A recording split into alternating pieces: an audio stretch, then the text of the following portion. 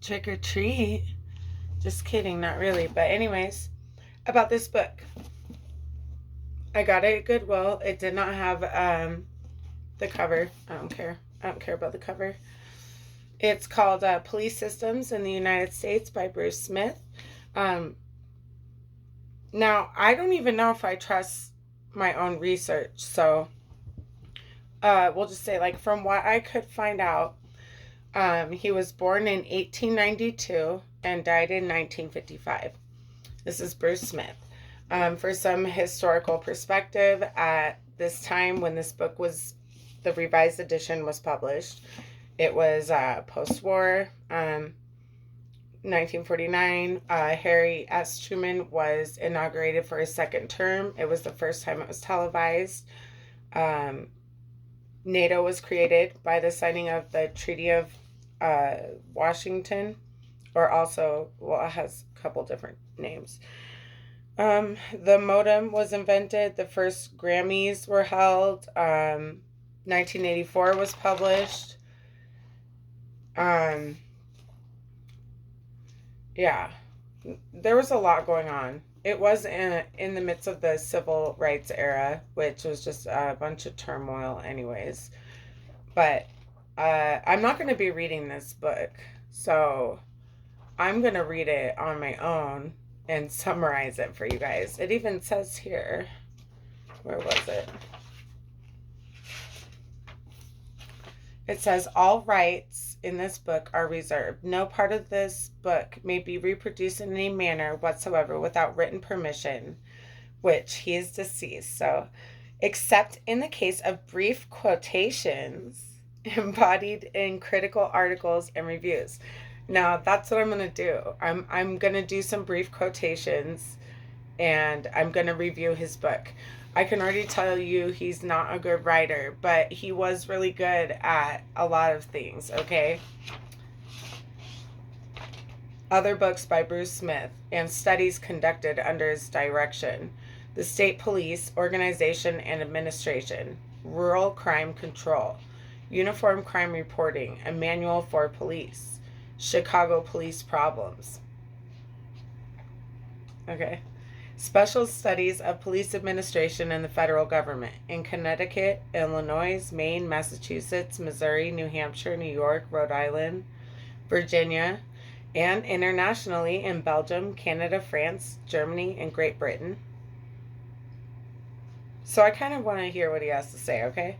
Reports on police surveys in Baltimore, Boston, Chicago, Cincinnati, Kansas, Newark, New Orleans, Pittsburgh, San Francisco, St. Louis, and other cities. Like, I could not find anything on this guy online because there's also an NFL player named Bruce Smith, and it really kind of jumbled up this whole search.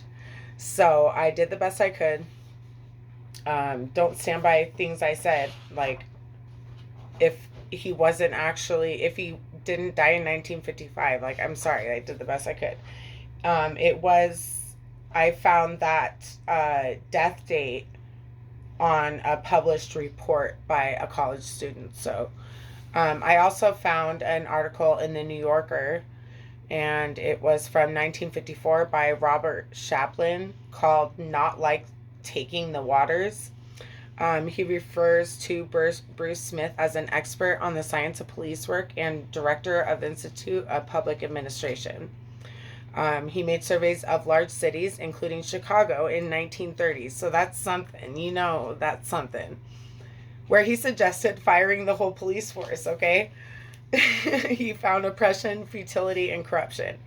So, if he did in fact die in 1955, which he did, you guys, and I think I'm going to put in the thumbnail the picture I have. It's just a sketch of him that was from this article in the New Yorker. So, he looks like a tough guy, I don't know. But it's very intriguing because, well, if he would have lived to see the 60s, he would have seen the most, I would say, memorable time of the civil rights era. We had the Harlem Race Riot, the Watts Riot, the Newark riots, In his preface or preface, my mom says it's preface unless you're British, it's preface, but whatever. Here's the title of the chapters in his book, okay? The police problem, the crime problem, the traffic problem, rural and suburban police, urban police, state and federal police, police control, organization, central services, outlines of future development. That is an added chapter, as well as, what did he say? Chapter 3, the traffic problem, which I must say is why most people hate cops, is because of due to traffic related incidents. Okay, I'm just saying. And this man also thinks that that is a problem. So here's a preface. The first edition of this book appeared in 1940. Several reprintings have since been made, at which times a few minor textual changes were introduced, but a more general revision seems now to be in order. In approaching the task, I have tried to keep in mind the occasional suggestions of friends and critics for improving the presentation and treatment.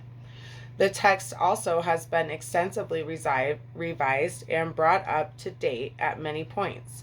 And an additional chapter dealing with police aspects of traffic problems has been added. No one can complete such a review of recent police developments without being impressed by the steady advance of police standards. In parts of the United States, this constant striving towards better service is so widespread that the strictures appearing in this book will appear to some to be unjustly applied. I have carefully weighed what seemed to me to be the relevant facts and have decided to let the broad judgments stand. So there's going to be some controversial stuff in this book, from what I can gather. If present rates of progress are sustained, however, the passing of another decade may witness such major changes in police standards that a reappraisal of police effectiveness, and one couched in more moderate terms, will be in order. Well, if only he would have seen the 60s, right? It says Bruce Smith, Institute of Public Administration. The first chapter is 29 pages. I'm halfway through it. That's when I decided I'm not going to read this. Like, there's just no way. You know, these days we just kind of get to the point. But anyways, this is quite a breakdown of every literal thing that we talk about these days. So I think it's going to be really fun to go through this with you guys. I will summarize the most pertinent facts, and I have permission from what I read at the beginning of this book to make brief quotations. So I'm going to do that. There's also some pretty cool diagrams. Not all cops are bad, okay? They really aren't. And when crap hits the fan, who do you think is going to be there to help you? It's going to be police officers or your neighbors, or they're going to be the ones to hurt you. You have to be good at judging that kind of stuff. But my grandfather was a retired New York State trooper, so it's another reason why I am excited to read this, because I feel like this guy might have had like the same kind of mindset as my grandfather on my mother's side. My grandfather on my father's side retired from the Coors factory in Colorado. Anyways, so yeah, I just wanted to update about this because I did make a post about this book. I'm really intrigued because this guy is in no way condoning police behaviors. I believe he was warning about a lot of the stuff that we've been witnessing and going through in this generation. And, you know, he has a really roundabout way of saying it. He's really good at what he did, obviously. I will be posting a picture that I got from that article I hope it really looks like him and it's not like some satire, because that was kind of common in the 50s. But oh yeah, I have some really cool magazines from the 50s I could show you guys that, like, the way they advertise and everything is just crazy. And also, this in the back, this is like my research board, okay? So, like, I'm really intrigued with, like, the tunnels that are found underneath, like, cities everywhere, okay? And this is not like some crap. I'm just saying, like, this is so true. And most of them can be accessed by you go through the storm drains, like the big storm drains on the side of the road. Like, you literally go through them and then it's underneath them. And these tunnels are big. You could drive like big trucks through them, okay? And you can just tell when you go in them, like, they've been there for a long time. So these are all like different maps I've found of my area that I'm trying to map out the tunnels that are like beneath us. And just because I know they're there, that's why. And sure, I'm not the only one. The other ones, these are maps from archaeologists of supposed patterns of migrations by the supposed people they say they were. Which, when they give a name, it doesn't mean like whatever tribe it was, like, goes by that name either. Just want to bring that up. Also, another book that I think everybody's going to like a lot more.